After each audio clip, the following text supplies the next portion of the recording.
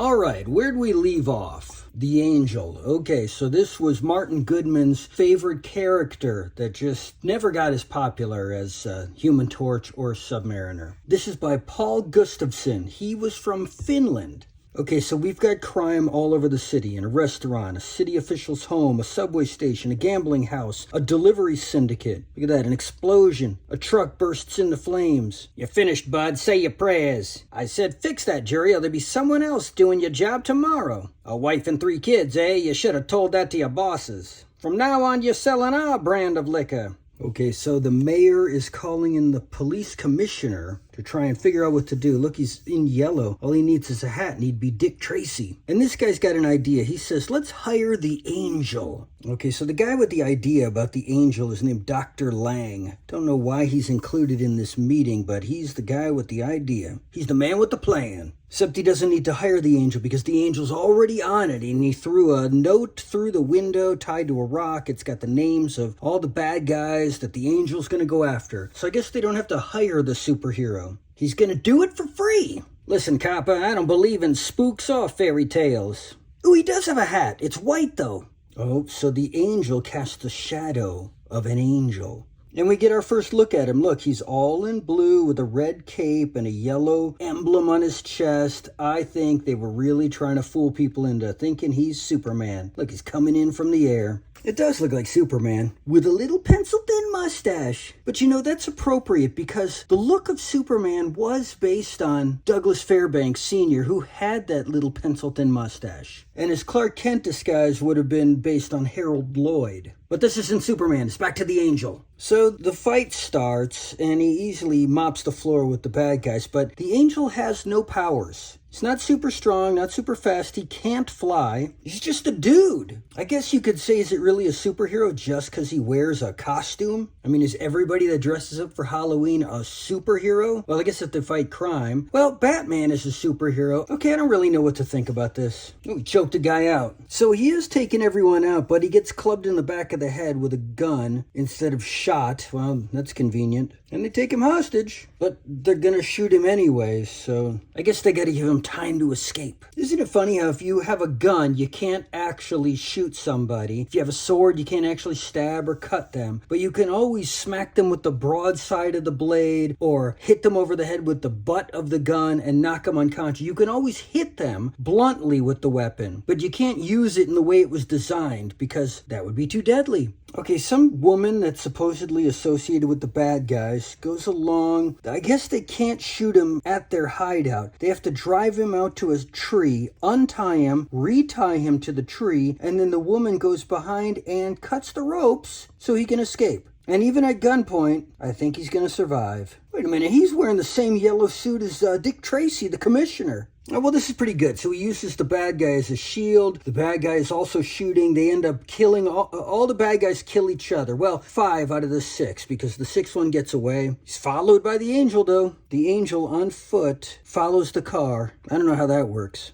Okay, and it turns out the mastermind behind the whole thing is the guy, Dr. Lang, with the original idea to hire the Angel, and working with him is the woman that helped save the Angel. Really confusing. I guess he wanted to bring the Angel in to take care of all the other bad guys so he wouldn't have to split the money up so many ways. I don't know why the woman, well, maybe the woman had to save him to take out all the bad guys. It makes sense. It makes sense. But, I mean, the only way he could succeed is if he survived and took out all the bad guys. But if he survives, well, then he takes you out too. So, well, there's the flaw in his plan. And we'll have to watch for the next episode of The Angel in the next issue. The Angel had over 100 Golden Age comic book appearances. And I bet you never heard of him, have you? Well, he'll make the cover of a lot of these Marvel comics instead of the Human Torch and the Submariner until the public started saying, what the hey, get this guy off the cover, put the real cool dudes on the cover, and then they straighten themselves out. And so here we go. The Submariner by Bill Everett. Now I want to say a little something here, okay? This is going to be a 12-page story. The first 8 pages of them are colorized and reprinted from that Motion Picture Funnies Weekly comic that came out earlier, April 5th, 1939, which is just 13 days shy of the 1-year anniversary from when Superman debuted. Now here's something else. By the time the Submariner appeared, he was the 7th superhero, if Superman is the first. The thing is, every hero, even the ones that predate Superman, are either humans, like the Angel, or guys that have enhanced human abilities, like Superman. He's just stronger, faster, more durable. You see, Superman couldn't fly yet, and he didn't have any of his other powers. And after Superman, every hero that came out in this year leading up to the Submariner didn't have any powers. They're all humans, like the Angel. You did have one magician. His name is Zaytara.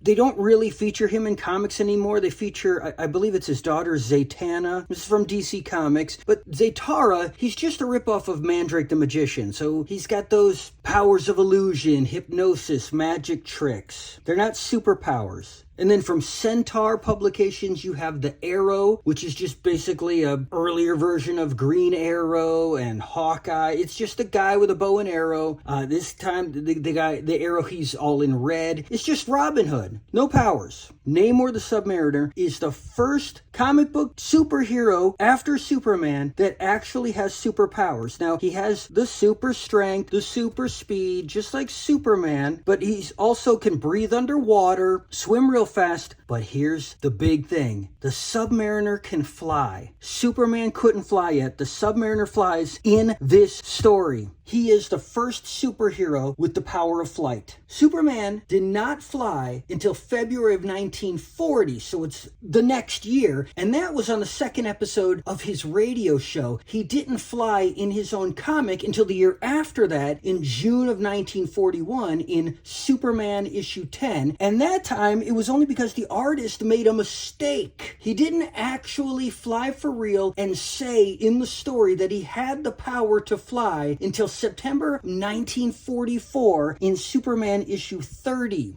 And then his other powers, he had telescopic X-ray vision in June of 1940. 9 years later, it's still called X-ray vision, but now it has tremendous heat. It melts a glacier, but it wouldn't be all the way until April of 1961 that it was called heat vision. Now, Bill Everett, the creator of the Submariner, the artist, the writer, creator of the character, he also created another character called Amazing Man for Centaur Publications, which came out a month before this first issue of Marvel Comics. And Amazing Man is a pretty important character because his origin is kind of the basis for later Marvel characters like Iron Fist. So let's read this story. First off, I gotta mention, it looks a bit muddier than the clean pages over here. That's because this was designed for a black and white comic. So it has all this gray tones in it with the cross-hatching and what have you. We'll have to see how the final 4 pages of the story, which are unique to this issue, look in comparison, because they would have been designed for this in color. Look, right in the first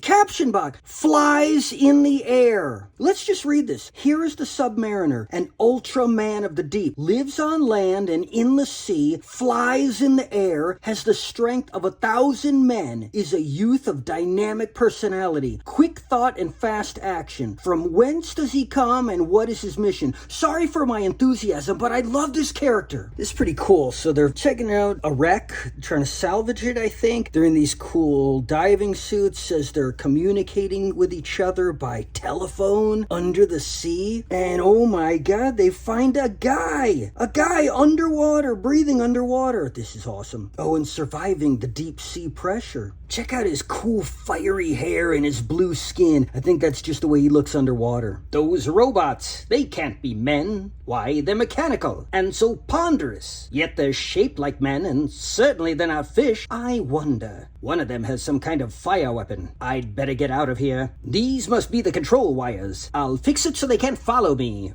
Ooh, he cuts the air hoses, the telephone cables, the acetylene torch. Man, bad news, dudes. Holy smoke, our lines are cut! The submariner darts through the door and attacks the divers. Stabbing one violently, he drops his knife and seizes the other's helmet, crushing it between his powerful hands. Oh my god, it's like a monster movie! On deck of the Recovery, the mate sees bubbles on the water's surface which warn him of the tragedy below. Look, he jams the rudder of the boat. He stops the propeller with his bare hands. Look at these colors they chose from. Now it's the blonde hair, this like turquoise skin, red trunks. Very interesting. Well, that's it. He killed everybody, and now he goes back to his home. Now he's green. Oh, he's carrying the dead bodies. Well, not much of a superhero, is he? Well, Namor, privileged one, what manner of prize dost thou bring us today?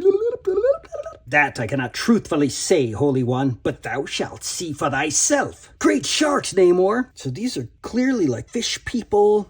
So that's Namor's mom. I love how they keep changing colors. Oh, and Namor says his father was an Earthman. So he's a hybrid. Oh, and their undersea kingdom is at the South Pole. She met his father there in 1920. He was on a scientific expedition. His name is Leonard Mackenzie. This weird guy must be the king. And there he is. That's the dad. No, it's not. It's just one of his crew. They don't show the dad. Says he takes him to him, and he was very nice. They became friends. She learned English. Look, she's flesh-colored above the water, so that's what this is. These are all underwater colors. Check out their weird giant eyes and face tentacles. Okay, so she married the guy. They don't really say whatever happened to him, except the humans destroyed their land, and they spent 20 years building up a race to avenge them, and they're all gone, just leaving Namor. I could have sworn I saw other characters he was just talking to. Man, am I wrong?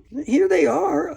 I'm a little confused. Oh, so there's just a handful left, but he's this, oh yes, so he's got the strength of 1,000 men. He can fly in the air. So for some reason, he's got these powers. And so he's their one great hope. He has to go now to the land of the white people. He is the avenging son to face the surface men of the world in mortal combat. Mortal Kombat! Well, look, so they've blocked out whatever it said, because this was the final frame of the original comic, and Bill Everett signed and dated it. And now we've got the new pages added to it. Well, they kept the same style. I guess so it doesn't stick out like a sore thumb. This is Namor's cousin, Dorma. Okay, so the mission begins. First place they're hitting is this lighthouse. And look, out of the water, he's flesh-colored as well. And he's blonde and has red trunks. I wonder when his black hair and green trunks will come in. Oh, man, that's it. Man, he is just bound and determined to just kill anybody. Boom! Throw him into the ocean. Knock him out, throw him down the stairs. Smashing the place up. What'd these guys do? They're surface dwellers. They're the white men. They must be destroyed.